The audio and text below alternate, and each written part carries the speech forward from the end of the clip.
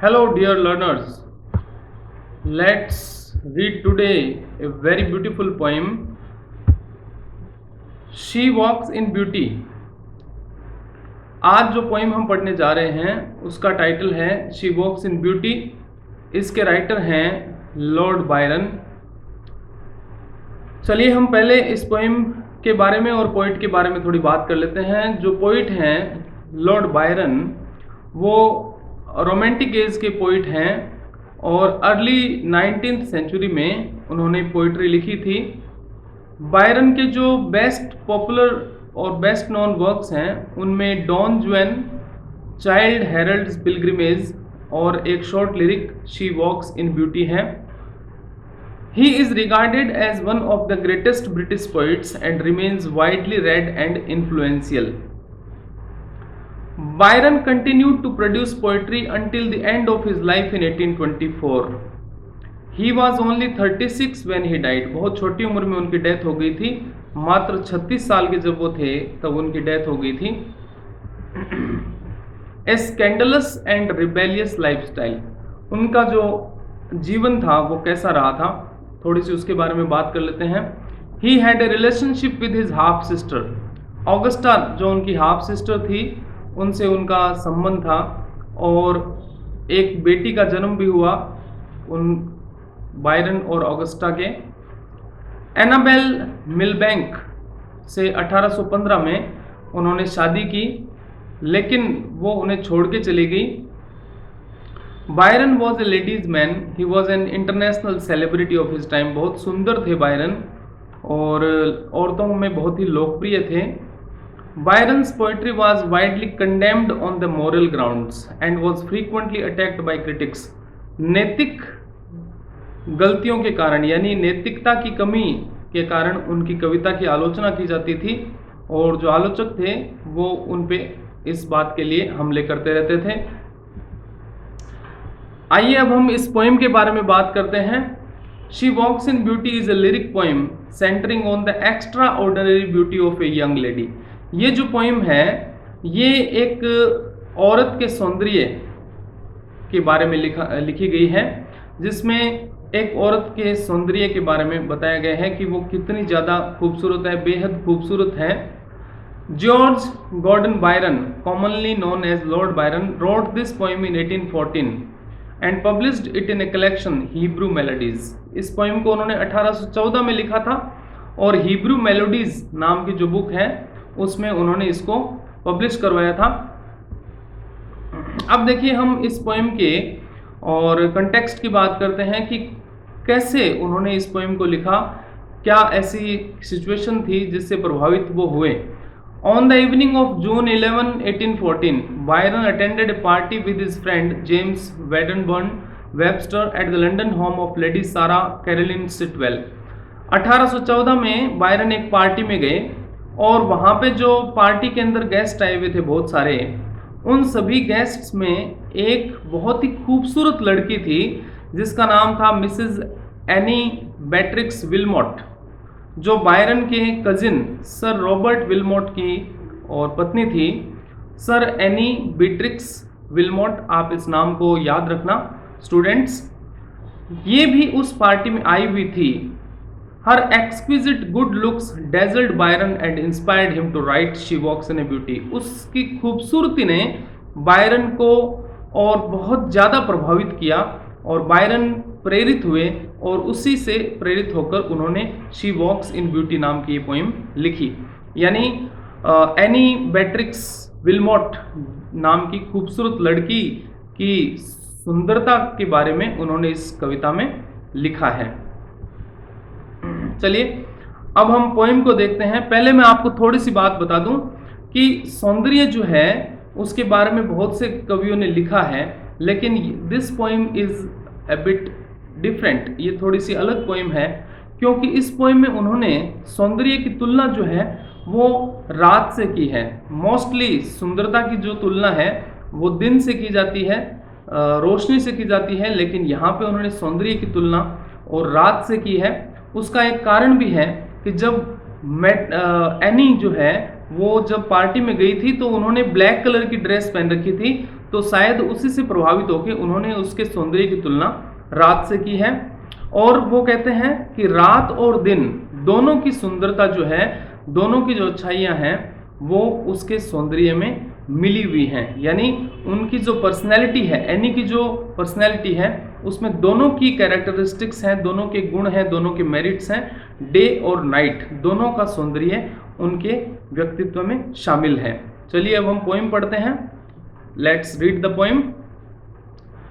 She walks in beauty like the night of cloudless climes and starry skies, and all that is best of dark and bright meet in her aspect and her eyes. She walks in beauty. शुरुआत में ही एक बहुत शानदार line के साथ वो कविता की शुरुआत करते हैं। शी वॉक्स इन ब्यूटी, वो सुंदरता में चलती हैं। कहने का मतलब क्या है कि वो सुंदरता उनके चारों तरफ एक आवरण के रूप में है। यानी सौंदर्य जो है उन्होंने चारों तरफ से उन्हें घेर रखा है। सौंदर्य जो है वो और उनका एक आभा मंडल है। तो वो चलती हैं तो सुंदरता उनके साथ चलती है। शी वॉक्स इन ब्यूटी, कवि कहते हैं शी वॉक्स इन ब्यूटी, जब वो चलती हैं तो सुंदरता उनके साथ चलती है। यानी सुंदरता जो है वो एक तरह से और उनका गुण है जो उनके साथ रहता है। Like the night of cloudless climes and starry skies. अब जैसे मैंने आपको बताया था अभी कि वो उनकी सुंदरता की तुलना रात से करते हैं, तो वो कहते हैं कि वो ऐसी सुंदरता है जैसे कि क्लाउडलेस क्लाइम्स, यानी रात से वो तुलना करते हैं उनकी सुंदरता की, और वो रात जो है वो क्लाउडलेस है, यानी बिना बादलों के, यानी बिल्कुल साफ रात्रि है, बिना किसी दाग के, बिना किसी और उसमें दाग धब्बे के, बिल्कुल साफ जैसे रात होती है बिना बादलों के, और स्टेरी स्काइज यानी जिसमें तारे चमकते रहते हैं, ऐसी जो रात्रि होती है वैसी उनकी सुंदरता है। And all that is best of dark and bright meet in her aspect and her eyes. Byron कहते हैं कि जो भी डार्कनेस और ब्राइटनेस की अच्छाइयाँ हैं, यानी डार्कनेस की जो बेस्ट थिंग्स हैं और ब्राइटनेस की जो बेस्ट थिंग्स हैं, यानी ऐसा हम मानते हैं कि अगर बहुत ज़्यादा डार्कनेस हो तो वो भी हमें अच्छा नहीं लगता है, लेकिन साथ ही अगर बहुत ज़्यादा ब्राइटनेस हो, चमकीलापन हो, तो वो भी हमें अच्छा नहीं लगता है। लेकिन एनी की जो सुंदरता है उसमें डार्कनेस और ब्राइटनेस दोनों की अच्छाइयों का मिलन होता है। इन her aspect and her eyes, यानी उनकी जो एस्पेक्ट है, एस्पेक्ट शब्द का अर्थ यहाँ पर्सनैलिटी से है, यानी जो एनी का व्यक्तित्व है और जो उनकी आंखें हैं उनमें दिन और रात दोनों की ब्राइटनेस और डार्कनेस की जो अच्छाइयाँ हैं वो उनमें मिलती हैं। यानी उनकी सुंदरता दोनों का मिश्रित रूप है, दोनों का मिश्रण है, डार्कनेस का और ब्राइटनेस का। Thus mellowed to that tender light which heaven to gaudy day denies। Gaudi शब्द को ध्यान से देखिए। गौडी का मतलब होता है भड़कीला। एक तो हम कहते हैं ब्राइट, यानी जो थोड़ा चमकीला होता है। गौडी का मतलब होता है जिसमें बहुत ज़्यादा चमक होती है, जो भड़कीला होता है, देखने में हमें उसको आंखें जो हैं वो उसको पसंद नहीं करती हैं, ऐसा चमकीलापन जो है उसको कहते हैं गौडी। और मेलोड जो शब्द है इसका अर्थ है मेल्टेड, यानी धुंधला। तो मेलोड टू दैट टेंडर लाइट, अब वो लाइट, उसका जो सौंदर्य है वो कैसा कलर है, वो एक ऐसा टेंडर लाइट है। टेंडर का मतलब होता है कोमल, तो उसमें एक ऐसा और लाइट कलर है, ऐसा सौंदर्य है उसका जो टेंडर है, यानी बहुत ही कोमल है। और गॉडी डे, यानी दिन में जो चमक होती है, जो हमें सुहाती नहीं है, जो हमें भड़कीली लगती है, बहुत ज़्यादा चमकीली लगती है, उस चमक जो है उसमें वो सुंदरता नहीं होती है जैसी सुंदरता एनी के व्यक्तित्व में है। यानी दिन में जो चमक होती है वो भी नहीं है, और रात्रि में जो अंधेरा होता है वो भी नहीं है, एक टेंडर लाइट है, यानी एक कोमल और प्रकाश उसके सौंदर्य में दिखाई देता है। तो इन 3 लाइनों में उन्होंने उनके सौंदर्य, एनी के सौंदर्य की तुलना और रात्रि से की है, जैसे साफ रात हो, आसमान साफ हो, तारे चमक रहे हों और जहाँ पे हल्की रोशनी हो, माइल्ड टेंडर लाइट हो, ऐसा एनी का सौंदर्य है। तो आगे चलें स्टूडेंट्स, चलिए next stanza. The second stanza of the poem describes both her physical and intellectual beauty. देखिए सौंदर्य में हाँ, आपने एक फ्रेज सुना होगा, ब्यूटी विद ब्रेन, यानी ऐसा कहते हैं कि कोई औरत मुश्किल से ही ऐसी होती है जिसमें ब्यूटी भी हो और ब्रेन भी हो। तो यहाँ पे कवि कहते हैं कि एनी के सौंदर्य में दोनों चीज़ें थी, उसकी जो बाहरी सौंदर्य भी उसमें था और उसकी आत्मा जो है, उसका जो कंसाइंस है, उसकी जो चेतना है, वो भी बहुत ही सुंदर थी। बाहर से भी सुंदर और आत्मा से यानी अंदर से भी खूबसूरत वो थी। One shade the more, one ray the less, had half impaired the nameless grace, which waves in every raven tress or softly lightens over her face. कवि कहते हैं कि जो एनी की सुंदरता है वो परफेक्ट है, उसमें बिल्कुल सुधार की संभावना नहीं है। यानी अगर हम उसमें थोड़ी सी भी छेड़छाड़ करेंगे तो जो उसकी सुंदरता है वो और बिगड़ जाएगी, उसका सौंदर्य कम हो जाएगा। वन शेड द मोर, जैसे एक पेंटिंग कोई कवि बनाता है तो उसमें परफेक्ट जहाँ पे कलर्स जो हैं वो परफेक्ट होते हैं, तो अगर वो एक शेड और उसमें लगा दें, यानी थोड़ा सा कलर गहरा कर दें तो भी वो खराब हो जाएगी, थोड़ा सा कलर हल्का कर दें तो भी वो खराब हो जाएगी। तो वन शेड द मोर, यानी एक शेड, एक थोड़ा सा गहरा अगर उसका कलर हो, वन रे द लेस, और थोड़ी सी चमक अगर कम हो जाए, हैड हाफ इम्पेयर्ड, तो उसका जो सौंदर्य है वो इम्पेयर हो जाएगा। इम्पेयर होने का मतलब यहाँ पे कम होने से है, वैसे इम्पेयर का मतलब होता है बाधित होना, लेकिन यहाँ पे इसका मतलब है कम होना। तो अगर उसके सौंदर्य में थोड़ा सा भी कम या ज़्यादा हम कर दें तो उसका सौंदर्य आधा हो जाएगा। द नेमलेस ग्रेस, कवि कहते हैं कि उसका सौंदर्य क्या कहूँ मैं, उसका सौंदर्य ऐसा है कि उसका नाम भी मैं नहीं रख सकता, मैं उसे किस नाम से पुकारूं, मेरे पास कहने के लिए कोई शब्द नहीं है। I am having no words to describe her beauty. उसका जो ग्रेस है, उसकी जो आभा है, उसकी जो गरिमा है, उसका जो सौंदर्य है वो नेमलेस है, यानी उसका कोई भी नाम नहीं रखा जा सकता है। Which waves in every raven tress और softly lighten over her face, और वो सौंदर्य दिखाई देता है उसके जुल्फों में, उसके बालों में और उसके चेहरे पर।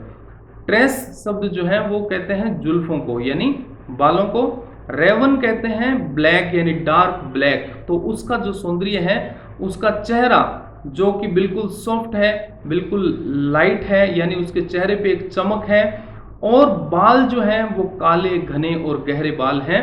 तो उसके काले बालों में, उसके चमकते हुए चेहरे में उसका जो सौंदर्य दिखाई देता है, उसको अगर हम थोड़ा सा भी कम या ज़्यादा कर देंगे तो वो सौंदर्य और नष्ट हो जाएगा। तो कवि कहते हैं कि उसका सौंदर्य परफेक्ट है, उसमें कोई भी कमी नहीं है, और इतना ज़्यादा वो सुंदर है कि उसका नाम क्या रखें, हम कोई भी नाम उसे नहीं दे सकते।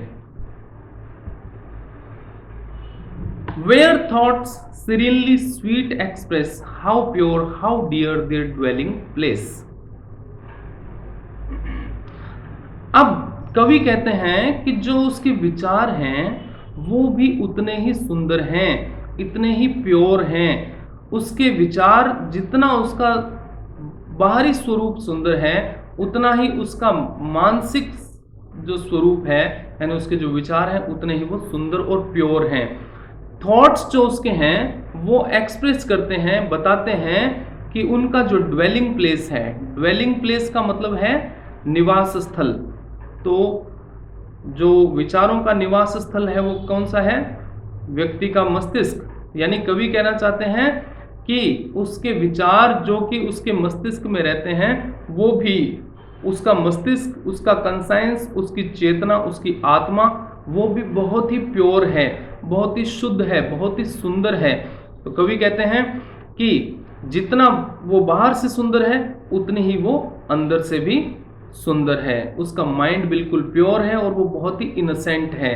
यानी जैसे बच्चा होता है, एक छोटा बच्चा, उसे जब हम बात करते हैं तो वो हमारी छोटी सी बात पे ही हमारे साथ खुश होकर खेलने लग जाता है, और उसका जो सौंदर्य है उसमें परमात्मा की, ईश्वर की झलक हमें देखने को मिलती है।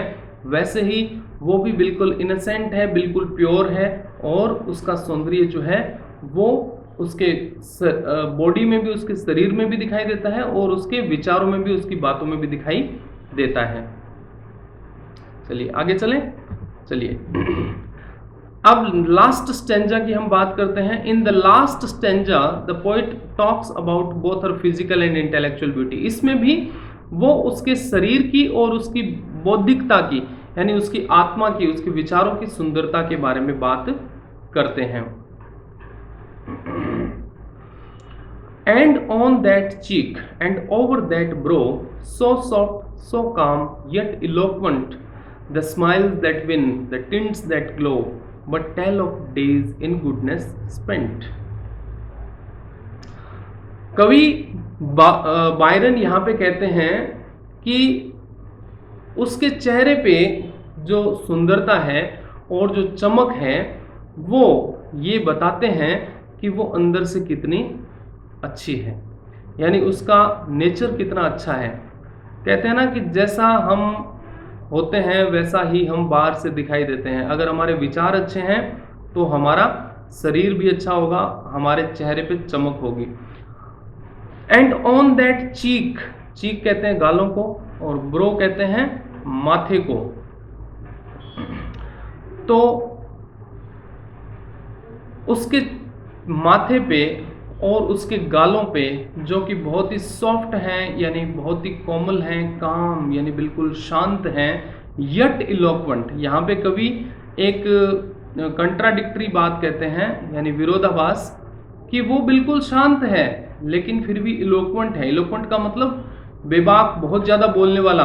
तो यानी वो कुछ भी नहीं कहते लेकिन फिर भी बहुत कुछ कहते हैं। उसके चेहरे की जो सुंदरता है वो बिल्कुल शांत है लेकिन फिर भी वो बहुत कुछ कहती है। द स्माइल्स दैट विन, उसकी हंसी, जब वो हंसती है तो वो किसी को भी जीत लेती है। उसकी हंसी जो है वो हर किसी का दिल जीत लेती है। द टिंट्स दैट ग्लो, और उसके चेहरे पे जो रंग है वो चमकता है।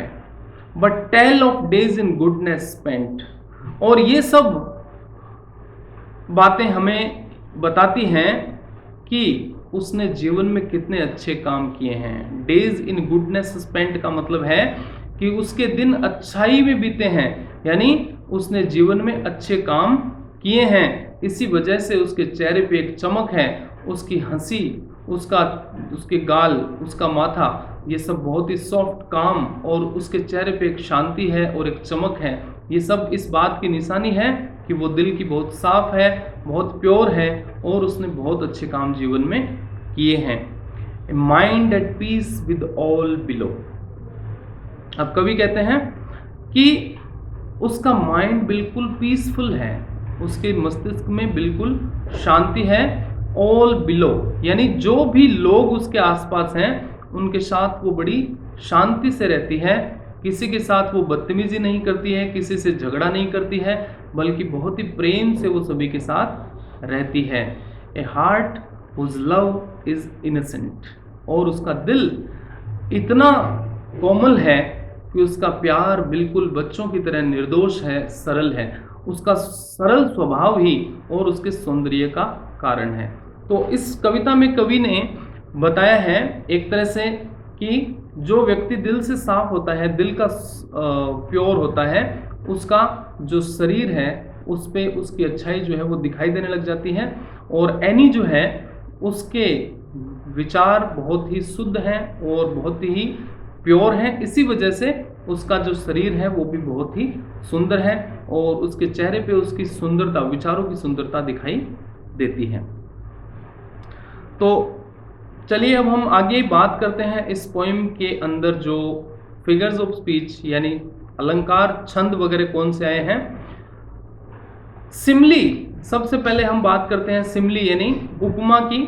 Simli is a comparison by the use of some words like as. Like और एज का प्रयोग करके जब हम तुलना करते हैं तो उसे कहते हैं सिमली। तो यहाँ पे देखिए, she walks in beauty like the night of cloudless clime and starry skies. तो यहाँ पे उन्होंने लाइक शब्द का प्रयोग किया है और उसके सौंदर्य की तुलना की है रात्रि से। तो यहाँ पे लाइक शब्द का प्रयोग करके उन्होंने सिमली जो है उसका यूज किया है। दूसरा, सिंबल। सिंबल को हिंदी में प्रतीक कहते हैं। सिंबल में बी रफली defined as something that means more than what it is. यानी किसी शब्द से जो अर्थ है वो कुछ ज़्यादा प्रकट करता है, यानी जितना उस शब्द से हमें समझ में आता है उससे कुछ ज़्यादा उसका अर्थ होता है। 2 नंबर जो स्टेंजा है, one shade the more one ray the less. इसमें जो शेड वर्ड आया है इसका अर्थ बैडनेस से है और रे जो शब्द आया है उसका अर्थ गुडनेस से है। यानी शेड शब्द का अलग अर्थ में प्रयोग किया गया है, रे शब्द का अलग अर्थ में प्रयोग किया गया है, तो ये प्रतीक के रूप में प्रयोग किए गए हैं। तो इसलिए इनको हम क्या कहेंगे, सिंबल्स। नेक्स्ट है हाइपरबली। ओवर स्टेटमेंट और हाइपरबली इज सिंपली एग्जैजरेशन, अतिशयोक्ति, यानी किसी बात को बढ़ा चढ़ा करके कहना।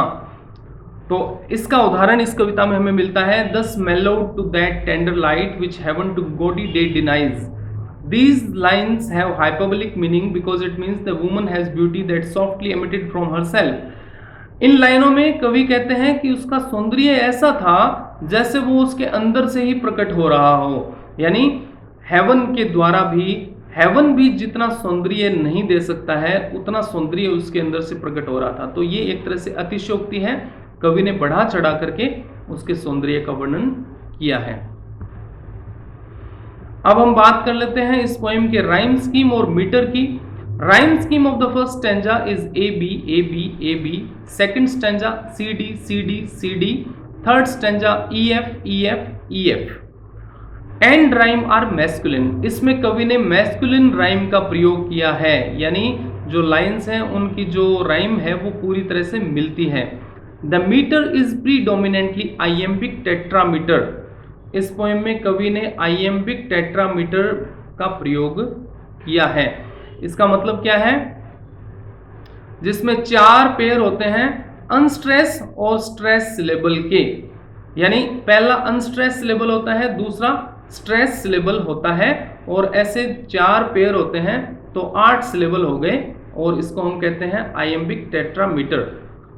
तो इसका एक एग्जाम्पल हम देख लेते हैं। She walks in beauty like the night of cloudless climes and starry skies. तो इसमें पहला अनस्ट्रेस्ड है, दूसरा स्ट्रेस्ड है, तो इसका एक पैटर्न बन जाता है और इस मीटर को हम कहते हैं आइएम्बिक टेट्रामीटर। तो students, that's all for today's class. आज की क्लास आपको कैसी लगी आप कमेंट करके जरूर बताइए। यूट्यूब चैनल को सब्सक्राइब कीजिए और वीडियो को शेयर कीजिए। आपको कौन सी पोएम पढ़नी है मुझे कमेंट करके जरूर बताना, ताकि मैं और आपके लिए यूजफुल जो पोएम्स हैं उन पे वीडियो बना सकूं। Thanks a lot.